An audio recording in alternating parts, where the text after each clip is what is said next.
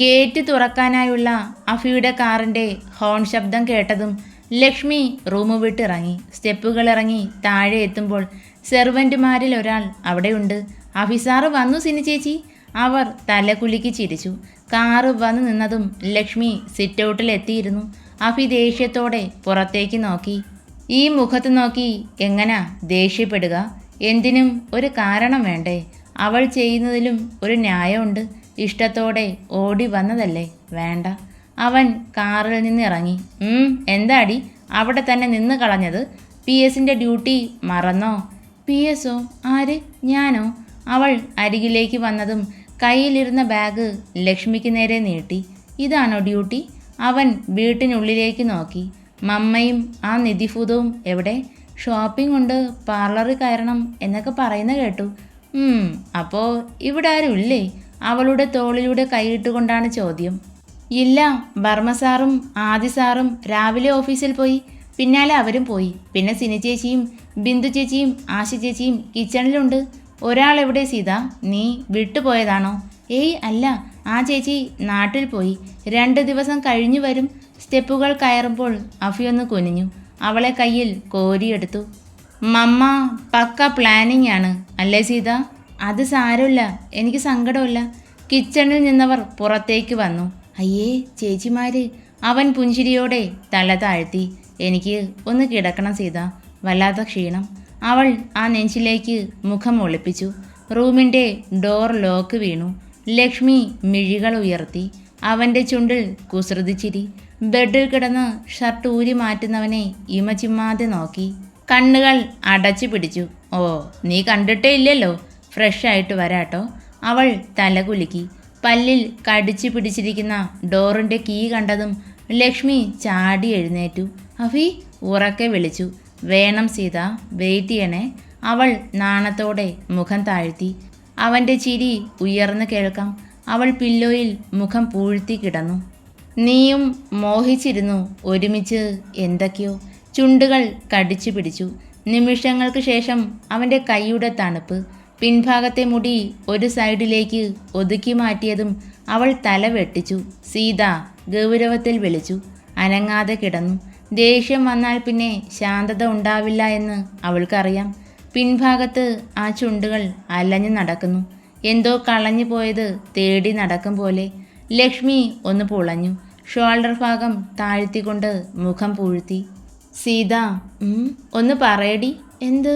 പില്ലോയിൽ പൂഴ്ത്തി വെച്ച മുഖം ഉയർത്തി ചോദിച്ചു. എനിക്ക് ഒരു ബേബി ഡോളിനെ വേണം. A cute baby girl look like you. അവളുടെ മുഖത്തേക്ക് അവൻ്റെ നിശ്വാസം വന്നു പതിച്ചതും കണ്ണുകൾ കൂമ്പി അടഞ്ഞു.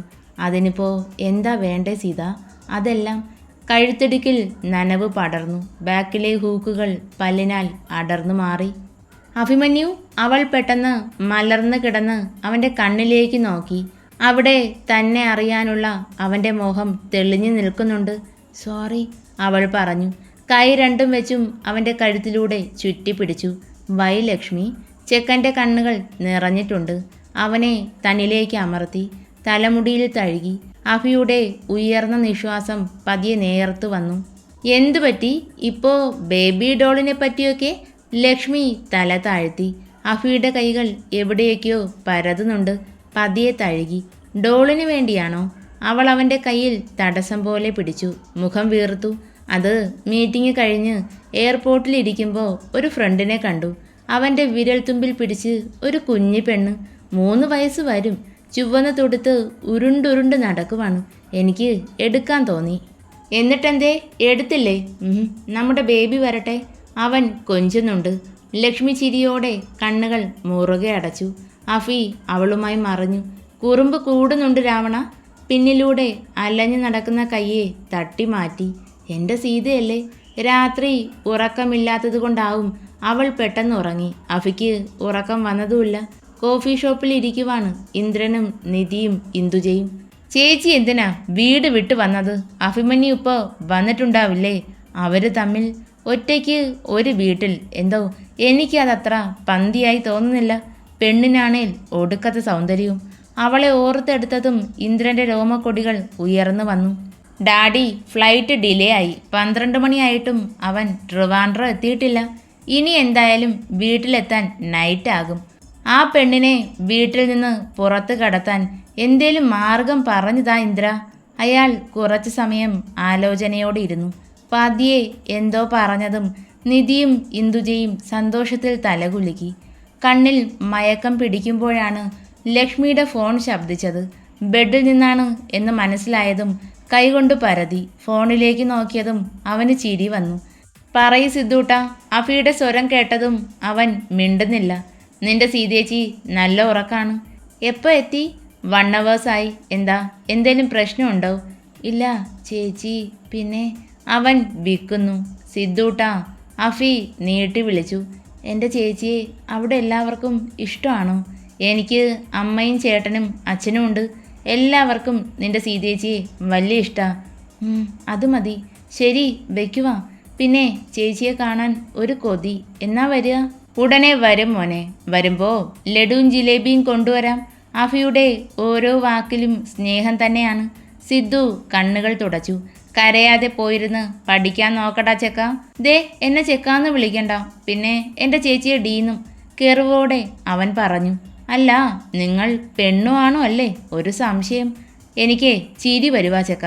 ചിരിച്ചാലേ നിന്റെ ചേച്ചി ഉണരും. അഭിമന്യു ഇല്ലാത്തത് കൊണ്ട് സീതപ്പെണ്ണ് ഇന്നലെയൊന്നും ഉറങ്ങിയില്ലാന്ന് തോന്നുന്നു. പാവം, ഉറങ്ങട്ടെ. അയാളിനി ചേച്ചിക്ക് പുറകെ വരുമോ? ആര്? യാദവാണോ? വരട്ടെ, അവനെ നമുക്കങ്ങ് തൂക്കാം. സിദ്ധു ചിരിച്ചു. ശരി ചേട്ടൻ ഇത്തിരി ഉറങ്ങട്ടെ. മോൻ പിന്നെ വിളിക്ക്. കോൾ കട്ടായി. ലക്ഷ്മി എഴുന്നേൽക്കുമ്പോൾ അഫി അരികിലില്ല. ചിരിയോടെ കഴുത്തിൽ കൈവച്ചു. ഈ അഭിമന്യുവിൻ്റെ കുറുമ്പും കുസൃതിയും താങ്ങാൻ ഇത്തിരി പാടാ. അയ്യോ, എന്തോ ഓർത്ത പോലെ ചാടി എഴുന്നേറ്റു. ഹൂക്കിൽ വിരൽ വെച്ചു. ഒന്നിളകിപ്പോയി. ബാക്കിയെല്ലാം ഞാൻ അതുപോലെ ഇട്ട് തന്നിട്ടുണ്ട്. ബാൽക്കണി ഡോറിൽ ചാരി നിൽക്കുന്നവനെ നോക്കി ചിരിച്ചു. അവൻ്റെ കയ്യിലെ എരിഞ്ഞു തീരാറായ സിഗരറ്റ് കണ്ടതും മുഖം വീർത്തു. എന്തിനാ ഇപ്പോൾ? അതിൻ്റെ ആവശ്യമുണ്ടോ? ഗൗരവത്തിൽ അവൾ ചോദിച്ചു. ഉണ്ടോയെന്ന് ചോദിച്ചാൽ അറിയില്ല. അവൾ അടുത്തേക്ക് ദേഷ്യത്തിൽ വരുന്നുണ്ട്. സിഗരറ്റിൽ പിടിച്ചു. സീത, കൈ പൊള്ളും. അവൾ അത് ഉള്ളം കൈയിൽ വെച്ച് അമർത്തി. വേദനയോടെ കണ്ണുകൾ മുറുകെ അടയ്ക്കുന്നുണ്ട് ലക്ഷ്മി. അഫി കൈയിലേക്ക് നോക്കി. കൈവെള്ള പൊള്ളിയിട്ടുണ്ട്. എന്തിനാ മോളെ? വേണ്ട അഫി, ഈ ശീലം എനിക്കിഷ്ടമല്ല. ഡ്രിങ്കിങ് നിർത്തിയതുപോലെ ഇതും വേണ്ടാന്ന് വെച്ചൂടെ? ഊതി വീർത്തു വരുന്ന കയ്യിൽ അവൻ്റെ വിരൽ ചലിച്ചു. പറഞ്ഞാൽ മതിയായിരുന്നു. ഞാൻ നിർത്തില്ലേ? നിന്റെ ഈ പ്രവൃത്തി രാവണനെ കൊല്ലുന്നതിന് സമാണ്. ലക്ഷ്മിയുടെ ചുണ്ടിൽ ചിരി വിരിഞ്ഞു. അഫി അവളെ കൂർപ്പിച്ച് നോക്കി. അപ്പോൾ ഇനി ഉപയോഗിക്കില്ലല്ലോ? അവൾ സന്തോഷത്തിലാണ്. പക്ഷേ എനിക്കിതേ ഇതെന്നും എപ്പോഴും തരണം. പറ്റുമോ? എന്നാ ഈ നിമിഷം നിർത്തി. അവൾ അവനെ മിഴിച്ചു നോക്കി. അവൻ്റെ ചുണ്ടിലെ നനവിൽ നോക്കി ഉമിനീർ കുടിച്ചിറക്കി. കീഴ്ചുണ്ടിനെ വിരലിനാൽ വേദനിപ്പിക്കാതെ ഞെരിച്ചതും രക്തം തുളുമ്പും പോലെ ചുവന്ന് കയറി. അവൻ തലയൊന്ന് കുടഞ്ഞു. ലക്ഷ്മിയുടെ കൈകൾ അഫിയുടെ ഇടുപ്പിൽ ചേർന്നു. അവിടെ നിന്ന് മേലേക്ക് പിൻകഴുത്തിൽ എത്തി നിന്നു. അഫി നേർത്തു പോയ ആ വിളിയിൽ ചുണ്ടുകൾ വെട്ടിവിറച്ചു. കഴുത്തിൽ പിടിച്ച് അമർത്തുന്നുണ്ടവൾ. അഫിക്ക് ഇതേവരെ തോന്നാത്ത സന്തോഷം. മുൻപെല്ലാം ഒരു സമ്മർദ്ദത്തിൻ്റെ പുറത്ത് വഴങ്ങി തന്നു. പക്ഷേ ഇന്ന് ലക്ഷ്മിയുടെ കണ്ണുകൾ കൂമ്പി അടയുമ്പോഴും നോട്ടം അവൻ്റെ ചുണ്ടിൽ തന്നെ ആയിരുന്നു. ആ ചെഞ്ചുണ്ടിലേക്ക് അവൻ്റെ പ്രണയത്തിൻ്റെ താളം ആഴത്തിൽ പകർന്നു കൊടുക്കുമ്പോൾ അവളൊന്നുയർന്നു. സാരിയിൽ പിടിച്ചു വലിച്ചതും സേഫ്റ്റി പിൻ ഇളകി മാറി. കൈകൾ കഴുത്തിൽ നിന്ന് താഴേക്ക് ഒഴുകിയിറങ്ങി. ചുണ്ടുകൾ അടർത്തി മാറ്റി. അവളൊന്ന് ഏങ്ങി. നോട്ടം അവൻ്റെ കയ്യിൽ തന്നെ ആയി. നിന്റെ രാവണനല്ലേ? അല്ലേ? ഒന്ന് മൂളിക്കൊണ്ട് ചുവരിൽ ചാരി നിന്നു. നഗ്നമായ ഇടുപ്പിൻ്റെ ഇരു സൈഡിലും അമർത്തി പിടിച്ച് അവനിലേക്ക് ചേർത്തു. ചുമ്മാതല്ല ഈ സീതയെ രാമനിൽ നിന്ന് രാവണൻ തട്ടിയെടുത്തത്. ഇത്രത്തോളം സുന്ദരിയായവളെ മോഹിച്ചതിൽ എന്ത് തെറ്റാ ഉള്ളത്? കാറ്റിന് പോലും അവർക്കിടയിൽ സ്ഥാനമില്ലാതെ ആയിപ്പോയ നിമിഷം അവൻ്റെ കരവലയത്തിൽ അവൾ ഞെരിഞ്ഞു. അഭിമന്യു, തല പതിയെ ഉയർത്തി അവൾ വിളിച്ചു. Love you so much. നീ എന്തിനാ എൻ്റെ മുന്നിലേക്ക് വന്നേ? അതല്ലേ എല്ലാം ഉപേക്ഷിക്കേണ്ടി വന്നത്? എന്തേ, എന്നേക്കാൾ ഇഷ്ടമാണോ അതെല്ലാം? സീതയേക്കാൾ നല്ലതാണോ? ഏയ് അല്ല. സീത എന്നും അഭിമന്യുവിൻ്റെ വീര്യം കൂടിയ ലഹരി തന്നെയാ. അവൾ തലകുലുക്കി. അതേടി, ഇപ്പം ഇങ്ങനെ, പിന്നീട് എന്താകും എൻ്റെ അവസ്ഥ? എന്തായാലും ഐ ആം വെയിറ്റിംഗ്. അവൻ അകന്നു മാറി അവളെ ആകെ മൊത്തം നോക്കി. കൈ നെഞ്ചിൽ പിണച്ച് കെട്ടിയതും അഫിയുടെ കണ്ണുകൾ കുറുകി. ദുഷ്ടത്തരം ചെയ്യരുത് സീത, ഇത്തിരി ദുഷ്ടത്തിയാ ഞാൻ. അതെനിക്കിന്ന് മനസ്സിലായി. അവൻ സാരി തുമ്പെടുത്ത് ഷോൾഡറിലേക്ക് ഇട്ടുകൊടുത്തു. കയ്യിലെ പൊള്ളൽ വീർത്ത് നിൽക്കുന്നു. വലത് കൈയല്ലേ, ഫുഡ് കഴിക്കുന്നത് എങ്ങനാ? പൊട്ടാതെ സൂക്ഷിക്കണം. ലക്ഷ്മി തലകുലുക്കി. ഈ കുലുക്കത്തിന് മാത്രം ഒരു കുറവുമില്ല. നന്നായി വിയർത്തിട്ടുണ്ട്. ഒന്ന് ഫ്രഷായി വാ, മരുന്ന് വെച്ചിട്ട് താഴേക്ക് പോകാം. അവർ വന്നോ? ഇതേവരെ ഇല്ല. പിന്നെ നിധി നിന്നോട് എന്തേലും പറഞ്ഞോ? ഇല്ല സാർ. സൂക്ഷിക്കണം. പ്രവീണ ആൻറ്റിയുടെ മകളാണ് എന്ന പേര് മാത്രമേ ഉള്ളൂ. ലക്ഷ്മി ഷെൽഫ് തുറന്ന് മാറിയിടാനുള്ള ഡ്രസ്സുകളും എടുത്ത് വാഷ്റൂമിലേക്ക് കയറി. തിരികെ ഇറങ്ങുമ്പോൾ അഫി അവളുടെ ഫോണും പിടിച്ചിരിപ്പുണ്ട്. സിദ്ധൂട്ടൻ വിളിച്ചോ സാർ? അവൾ വെപ്രാളത്തിൽ ചോദിച്ചു.